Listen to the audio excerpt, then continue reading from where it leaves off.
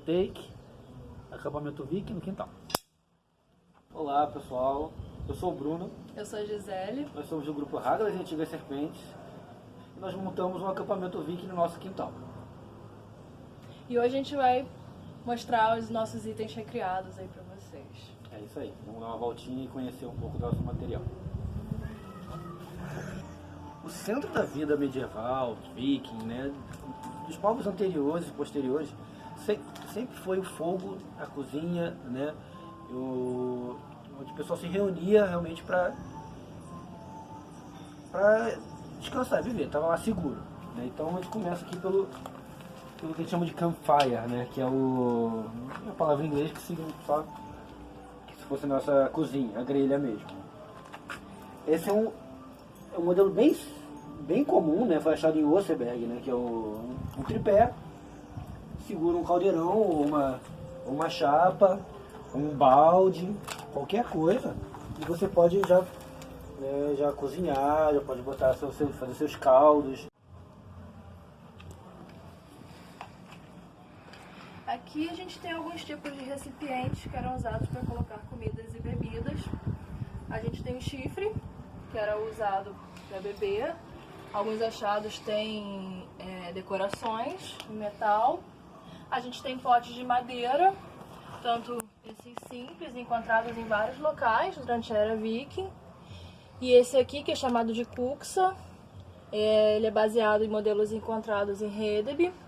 E a gente também tem potes feitos de argila. A gente tem aqui também duas facas recriadas. A faca na era viking era um utensílio pessoal. Cada um tinha a sua e levava a sua para onde ia. A gente também tem essa faca maior aqui, que é baseada no modelo encontrado do navio de Oseberg. E essa tábua também ela é do achado de Oseberg. Aqui também nós temos mais utensílios e ferramentas de uso comum na era viking que nós usamos no nosso cotidiano nos acampamentos. Né? Temos os tenazes, tanto para a forja, né? Ou então para pegar algum objeto ali, por exemplo, no campfire, pegar uma panela quente. Né? Temos modelos diferentes, para funções diferentes. Esse agarra melhor, esse, por exemplo, você pode pegar um cadinho que está aqui no meio e levar para algum lugar. Né? Temos os espetos e alguns objetos um pouco mais curiosos, por exemplo, esse batedor de roupa. As pessoas olham aqui e falam, que é isso? Aqui é um batedor de roupa. Você lavava e como se usa, você bate para tirar as sujeiras e espanar tudo. Essa faca aqui, curiosa, ela é um batedor também, uma espécie de batedor, mas para tecido. Né, que você bota a trama, faz a trama no tear e você aperta ela e deixa ela bem firme com a trama cada vez mais fina. Esse aqui é um modelo achado na Irlanda e tem vários parecidos, assim, bem. É como se fosse um sax, meio uma caricatura de um sax. Né? E aqui vai para umas bolsas, né? Uma bolsa muito comum. Essa aqui é baseada no achado em Hedeby, né, que você guarda, né, qualquer coisa que você pode guardar seus ouros, tudo mais, você amarra e deixa ela perto do cinto, deixa sempre perto de você, ou você bota por dentro do cafre, né, para deixar bem guardado. Outro material muito comum eram dados.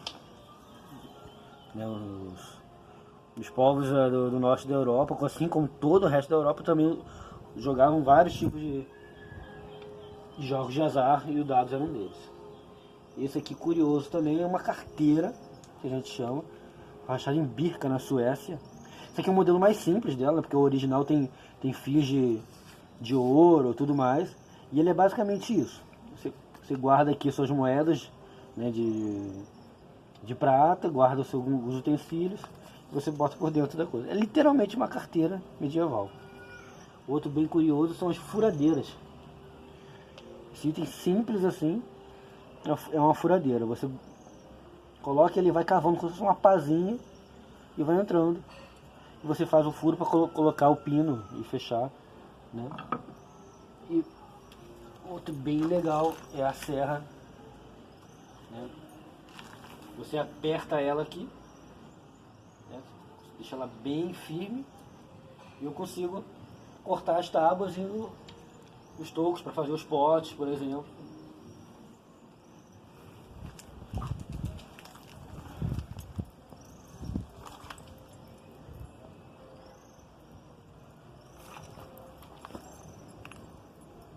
Durante a viking medieval, o material mais utilizado, né, para móveis e para a maioria dos objetos era madeira, né, que eles tinham em abundância, né, em algumas partes, e eles faziam de tudo. Os baús, né, essa aqui é uma réplica que não está finalizada, de um baú achado em Hedeby, né, que era um baú que parece que era usado em navios. Você sentava nele e era um banco e um baú ao mesmo tempo. Ficava tudo que eu peguei, minhas pilhagens, meus utensílios pessoais ficavam aqui.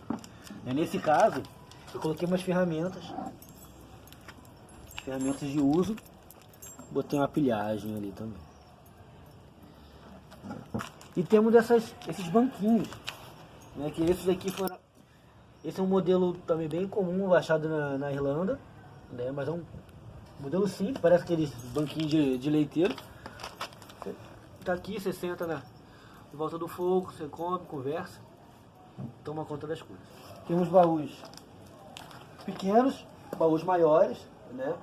Esse aqui se assemelha um pouco com o de Mastermir, né? Que era um baú achado com várias ferramentas, com tenazes, um pouco mais inspirado nele.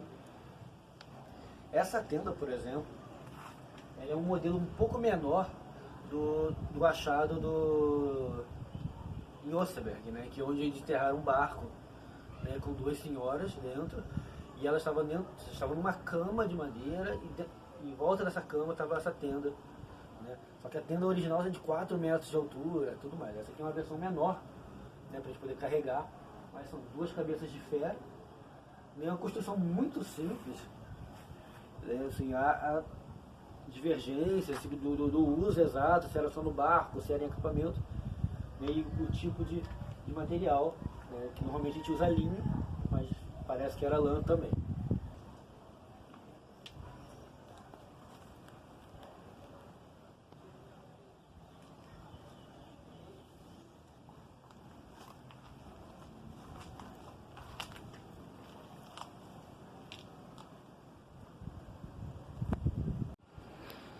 Agora a gente vai falar um pouquinho sobre as roupas. As roupas, elas são uma das partes mais complicadas de recriar da era viking. Por quê? Porque a grande maioria dos achados arqueológicos que a gente tem são de fragmentos de tecido que às vezes são muito pequenos. Então, para a gente conseguir reconstruir as roupas, a gente precisa recorrer a outras fontes. Por exemplo, representações de pessoas em tapeçarias, em pinturas de estelas rúnicas, em objetos gravados de metal. E algumas lacunas de informação que a gente tem, a gente preenche se baseando em roupas dos séculos seguintes. Dá uma olhada aqui. Tanto os homens quanto as mulheres usavam túnicas que eram bem parecidas no modelo. A diferença é que as túnicas femininas eram mais compridas até a altura do tornozelo, enquanto as túnicas masculinas ficavam no comprimento entre o quadril e o joelho. Outra peça feminina comum de uso era o vestido avental, como esse aqui. Hoje em dia, muitos arqueólogos e muitos recriadores chamam essa peça de roupa de smoker, mas a gente não sabe se realmente essa era a palavra usada na era viking. As túnicas, elas podiam ser feitas de lã ou de linho, e inclusive era muito comum que as pessoas usassem várias, uma por cima da outra para proteger melhor do frio. De linho por baixo e outras de lã por cima. O smoker, existem alguns achados de smoker feito de linho, mas a grande maioria é de lã. Essa peça de roupa, a gente não tem muita certeza de qual era a aparência e o comprimento dele, porque a maior parte dos achados, todos os achados, são da região das alças e do busto.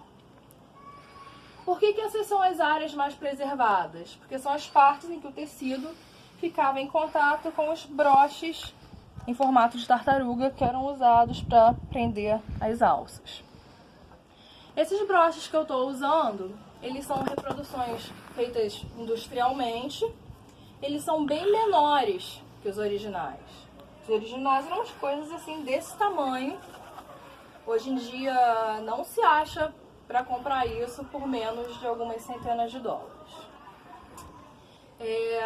Nos broches, formato de tartaruga, as mulheres penduravam alguns objetos. Por exemplo, colares de contas de vidro, como esses aqui.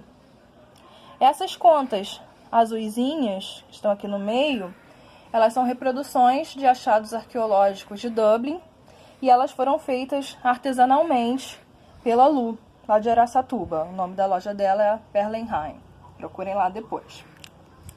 As mulheres também penduravam nos broches alguns objetos pequenos de uso cotidiano. Por exemplo, porta-agulhas, pinça. Esse aqui é um dos meus preferidos. Ele é um limpador de ouvidos.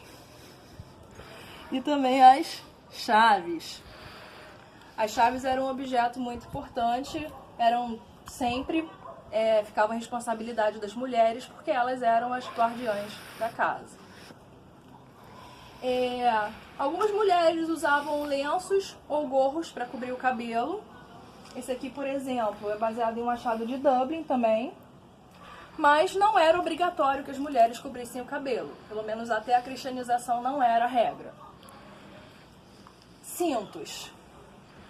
A gente não tem muitos achados de cintos de couro em tumbas femininas.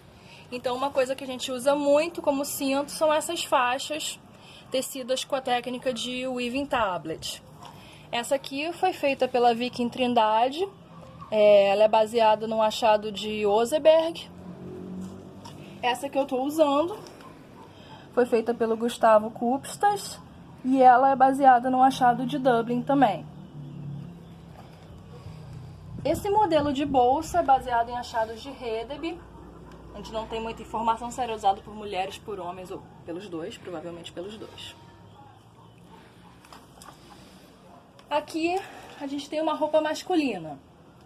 Além da túnica, que a gente já falou, a gente tem um capuz. Esse aqui é baseado no achado de Shoulderham. Cintos de couro eram mais comuns para os homens. E as calças. Aqui a gente tem uma calça de modelo largo, que ela é baseada em achados de Hedeby, e ela também é encontrada, representada em várias tapeçarias e em várias estelas rúnicas. A história desse achado de Hedeby é curiosa, inclusive, porque essa calça ela foi encontrada toda enrolada, coberta de piche e usada para tapar um buraco de um barco que estava afundado. Ou seja, o barco estava afundando, pegaram tudo o que eles tinham ali para poder tapar o buraco do barco e uma das coisas foi uma calça. O Bruno está usando por cima da túnica um kaftan. Era mais uma camada de roupa usada para proteger do frio. E esse que ele está usando é baseado também em um achado de Hedeby. Na parte de baixo das pernas eram usadas essas faixas de tecido, conhecidas como winingas. E elas eram presas, muitas vezes, com ganchinhos de metal como esse aqui. Os sapatos que o Bruno está usando também são baseados em um achado de Hedeby. Outra questão que é difícil a gente reproduzir, principalmente aqui no Brasil, tem a ver com o uso dos tecidos e o tingimento deles. Por quê? Na era viking, o linho não era tingido, porque o linho é um tecido que ele não pega bem corantes naturais. Então o linho ele era deixado ao natural ou alvejado para ficar quase branco. Já a lã era tingida de muitas cores diferentes, muitas cores chamativas. Aqui no Brasil a gente não consegue usar muita roupa de lã por causa do calor. Então acaba sendo comum você ver pessoas com roupas de linho tingido, como se fossem roupas de lã. Porque se a gente ficar usando só linho cru também, a gente não vai estar na estética certa da época, né? Que era de roupas bem coloridas. Outro aspecto muito importante da era viking era justamente as joias e o dinheiro deles, né? Porque a moeda corrente lá deles era o gado, a prata e outros objetos.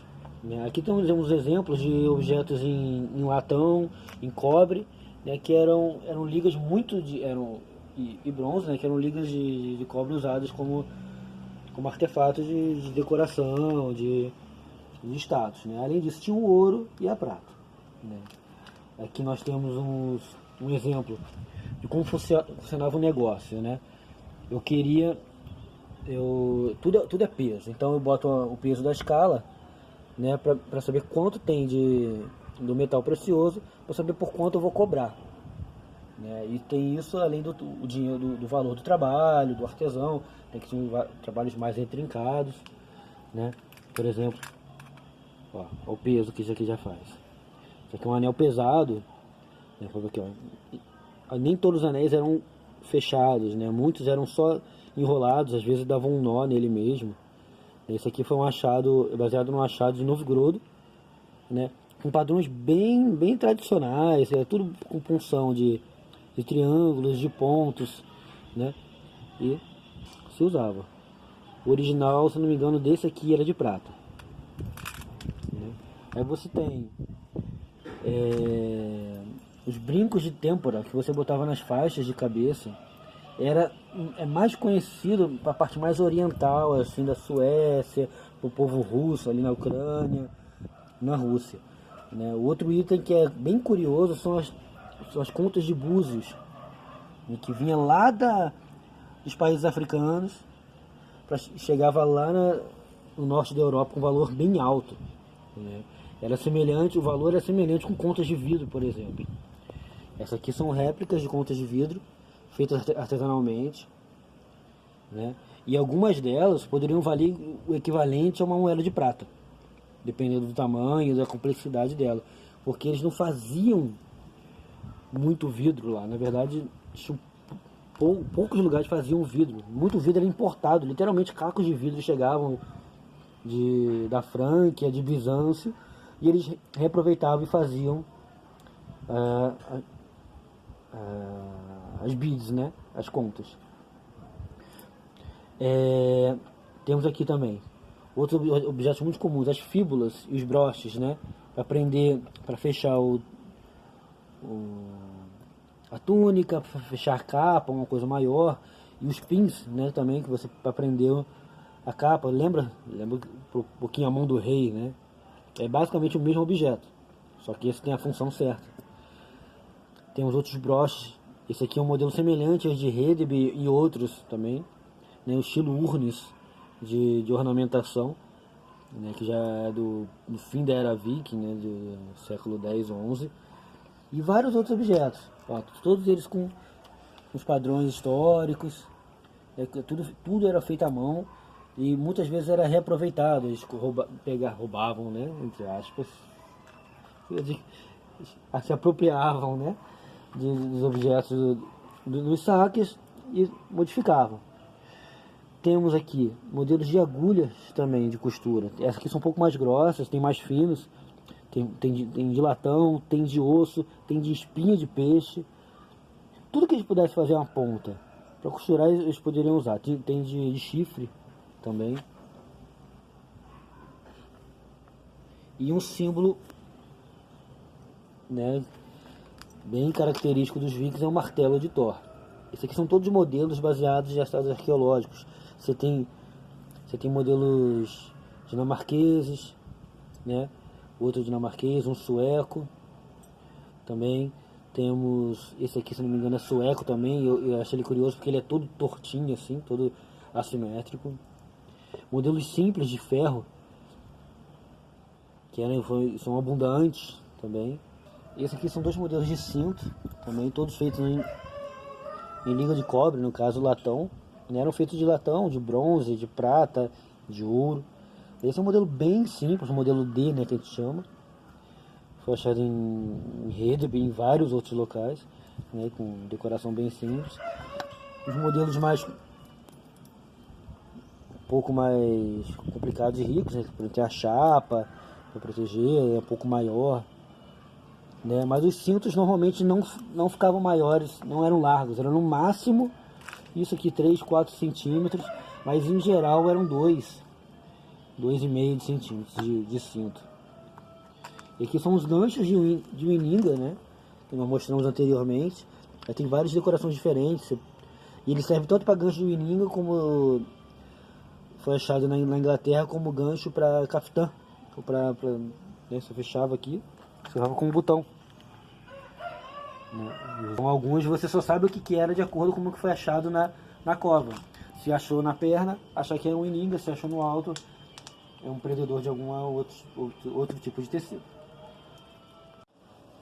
Agora vamos falar sobre a parte da luta, da parte da guerra mesmo, da era viking. Né? A arma comum do guerreiro, né, isso desde a antiguidade, né, e com os vikings também, não é o machado, não é a espada, né, é a lança. Né? Essa aqui é um modelo, por exemplo, que chama de winged, né, com asas.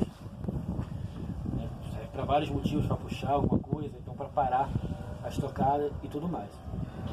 A lança e o escudo eram o principal equipamento do guerreiro viking.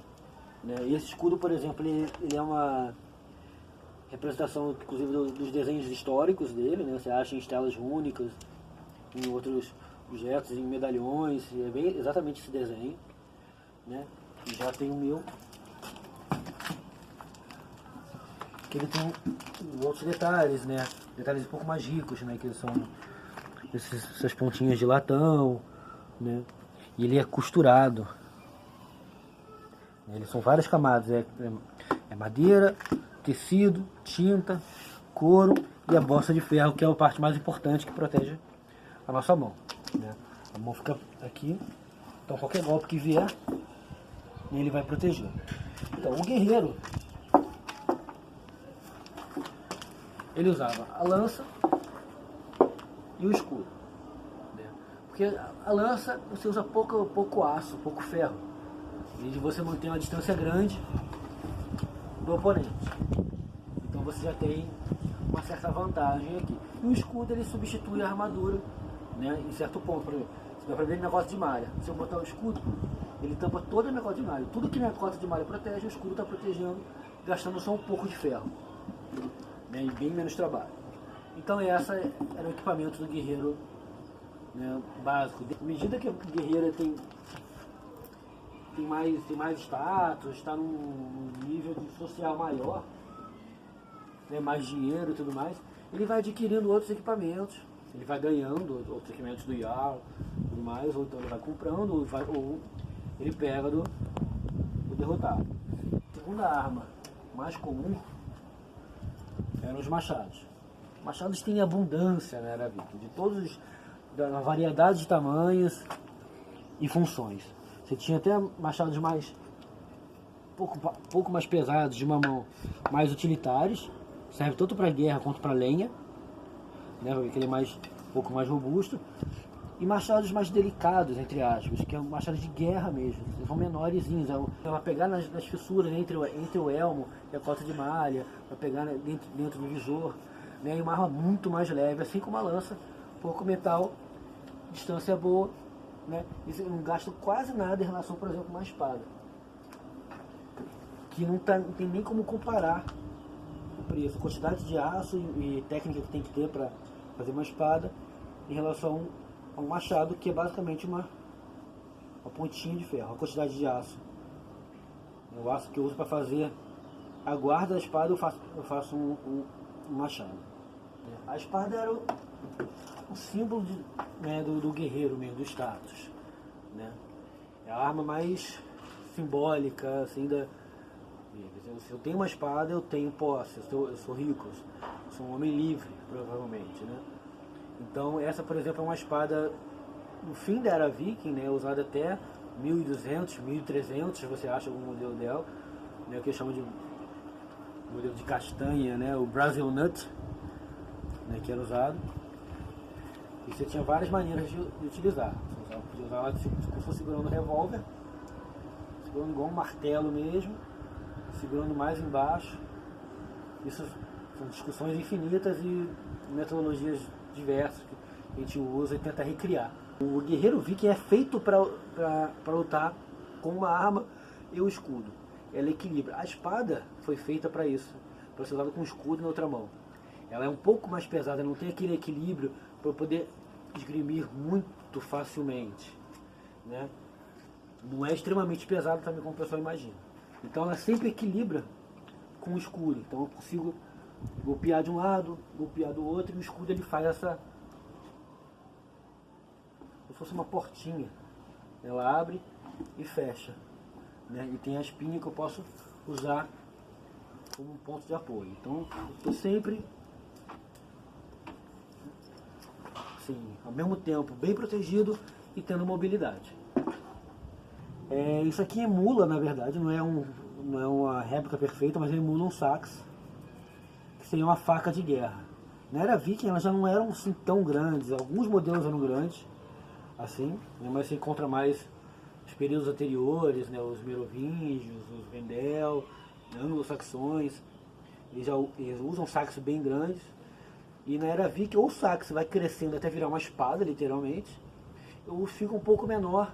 Em alguns modelos você acha em menor quantidade, se fossem facas de guerra mesmo. Ele é ideal para estoques, né, e cortes, como se fosse um gládio, né, só que versão germânica viking. E a grande estrela da era viking são os machados largos, machados de duas mãos. Né? Temos 3 modelos aqui bem emblemáticos. Temos o Daneaxe, né? Todos eles que se podem encaixar como Daneaxe, são machados de duas mãos. Né? Esse aqui é o clássico Daneaxe, o Broadaxe, né? Que a gente chama de broad, de largo. É um machado já, como se fosse o tanque de guerra da era viking. Servia tanto para pegar o oponente atrás, né, por trás do escudo, destruir escudo, destruir porta, portão, tudo que ele pudesse destruir. Isso aqui é a ferramenta para isso. Né? Aí você tem outros modelos mais curiosos, assim. Tem o Cross-Axe, né, que ele é vazado, né? Existem alguns modelos na Suécia, eu acho que na Dinamarca também tinha. E alguns modelos assim, todos eles tinham cruzes. Não dá para dizer se era por questões religiosas cristãs mesmo ou algum outro tipo de símbolo, que nem todos eles eram cruzes exatamente iguais a essa. Então só que eles eram funcionais, eles não eram armas de procissão, que a gente chama de... Porque você via que elas tinham fio, elas tinham capacidade de ser usada na guerra. A vantagem é que tem menos essa quantidade de metal, ou seja, ele é mais leve. Ele tem menos impacto, uma compensação, é uma lâmina larga, ainda pesada e bem afiada. Que é outro mito, que as pessoas acham que as armas medievais não eram afiadas. Eram muito afiadas, o quanto possível for. E aqui esse outro modelo, na tipologia semelhante à tipologia C, né, de Oakeshott. Ele é bem mais leve, né, em relação a isso aqui. Mas ele tem a mesma... Tem 2/3 aqui mais ou menos. Alguns já eram maiores, né? Ou seja, ele tem quase a mesma área de impacto, bem mais leve, e tem um gancho, uma barba maior, que chama de Bearded Axe. Ela tem a barba e aqui é o chifre. Nesse caso aqui tem uma barba bem pronunciada, que é bom para enganchar, né? E tudo mais. E a cota de malha, que é um dos itens também mais ricos. O guerreiro comum, ele tinha a lança, o escudo e só. Ele não tinha elmo, não tinha cota de malha, usava a roupa que dava, ou seja, ele não era um guerreiro não era um Skald, um Jarl. Né? Então, um guerreiro que já tinha uma casa, que já tinha um renome, já tinha posses, então ele poderia pagar uma cota de malha, né, que era muito cara, né, e acho que só o equivalente à cota de malha era o elmo. E nós temos 2 modelos aqui emblemáticos. Na era viking você tem poucos registros, né, de achados arqueológicos de elmos. Na verdade você só tem um elmo que você pode dizer inteiro, que seria do Guillermo, que é, falei certo, hein? Que é esse elmo aqui, que ele segue uma estética semelhante aos elmos anteriores da Escandinávia, só que ele é um pouco mais adaptado, um pouco evoluído. Tem essa carinha de mal aqui, e esse spikezinho aí, só ele é um Spangenhelm, que a gente chama, né? Que ele é de placas, é semelhante a alguns elmos germânicos antigos, romanos, né? Só que eles foram evoluindo até o Guillermo. Mais à frente passa a ser utilizado esse em toda a Europa, né? Que é o nasal. Esse aqui é um do modelo nasal baseado no achado polonês, né? Do lago Lednica, né? Então ele tem esse formatão que o pessoal chama de elmo normando, né? Mas na verdade não é só normando, né? Ele foi usado em toda a Europa, e há quem diga que ele veio mais do Oriente, né? Por Bizâncio, por outros povos assim mais oriente que fosse espalhando pela Europa a moda de se usar ele. Daí eles foram se evoluindo para outros elmos.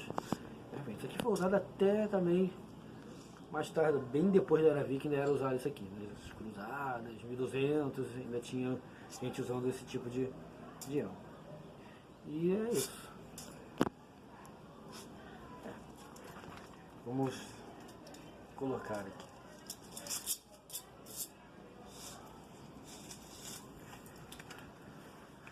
O elmo ele tem um acolchoamento por baixo, para não bater a minha cabeça direto no ferro, né? E temos um pad, um acolchoado de lã e linho, mais a cota de malha para evitar o corte no pescoço. Nos acampamentos, normalmente a gente luta muito não, né? Algumas vezes que cansa bastante. E tem que ter os equipamentos de segurança, tem que ter o elmo, normalmente, né? Se você for uma luta mais pesada, então você tem que ter bastante proteção, né?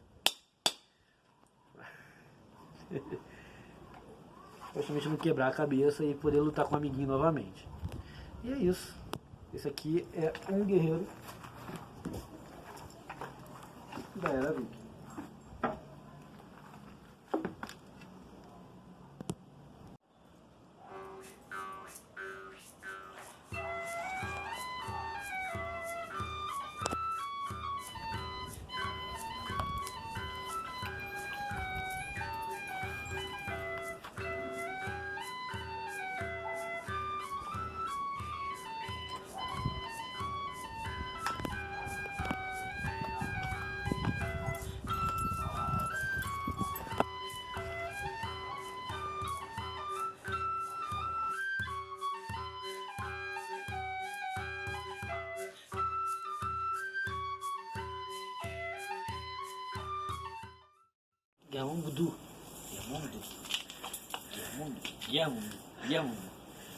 Guillermo,